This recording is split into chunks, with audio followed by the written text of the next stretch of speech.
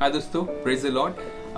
आज हम देखेंगे नोआ के बारे में, जिसको परमेश्वर ने कहा था कि सब लोग उसके आसपास के सारे संसार के ऊपर भारी बारिश होगी, और लेकिन उसको परमेश्वर ने कहा था कि तू एक जहाज बना और परिवार के साथ उसमें चले जा। हम सबने स्टोरी सुनी, कि मैं स्टोरी नहीं बताने आया हूं, मैं बताने हूं कि प्रवेश भी परमेश्वर की आवाज सुन के करे और बाहर भी परमेश्वर की आवाज सुन के ही निकले, किसी भी चीज से, किसी भी कार्य से।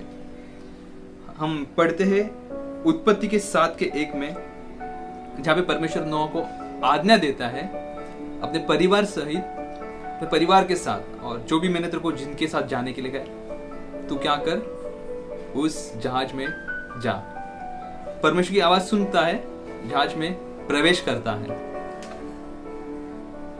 उत्पत्ति के 8:14 में हम देखते, कई दिनों बाद, कई महीनों बाद, सालों बाद पानी क्या हो जाता है, सूख जाता है। वो रुका होता है, पानी कब सूखेगा। द्वार खोलता है, देखता है पानी सूख गया। देखिए, वो द्वार खोलता है लेकिन अपने मर्जी से बाहर नहीं जाता है।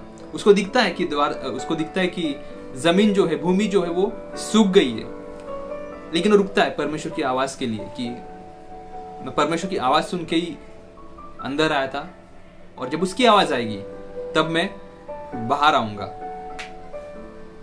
और हम पढ़ते 8:16 में, परमेश्वर को बाहर बुलाता है।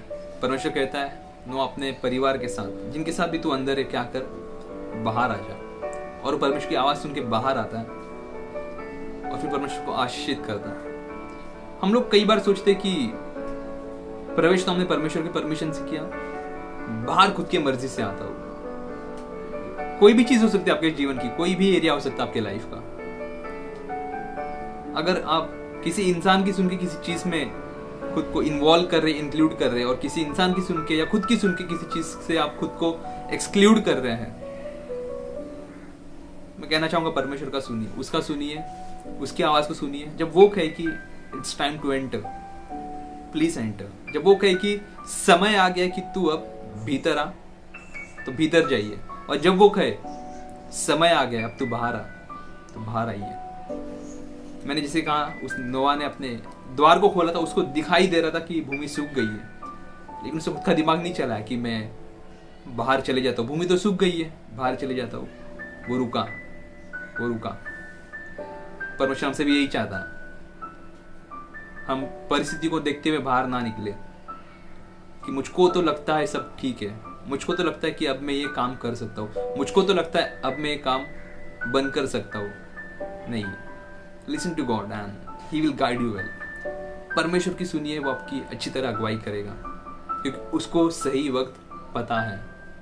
मैं आपको नए नियम में थोड़ा लेके जाऊंगा।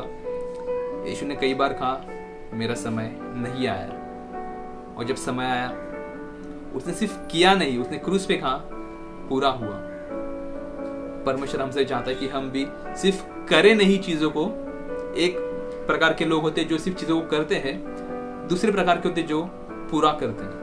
परमेश्वर चाहता है हम दूसरा प्रकार के लोग बने, जो सिर्फ करते नहीं लेकिन पूरा करते, जैसे यीशु मसीह ने पूरा किया। Listen to God, walk with him.